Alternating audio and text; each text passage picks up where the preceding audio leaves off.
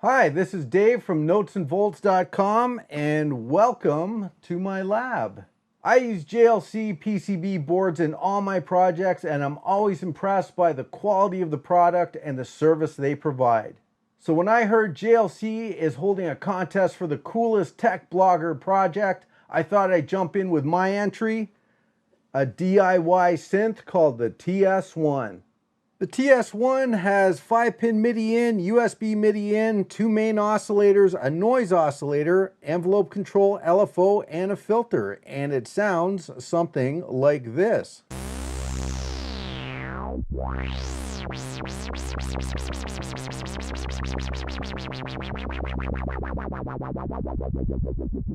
This project actually required 2 circuit boards, the main board for the circuitry and a second board with black solder mask and silkscreen for the front panel. The rest of the enclosure is 3D printed. If you're interested in this project, there's a 10-part video series on the Notes and Volts YouTube channel that shows you how to make it. So if you like what you see, please consider giving me a vote and good luck to everyone in the contest.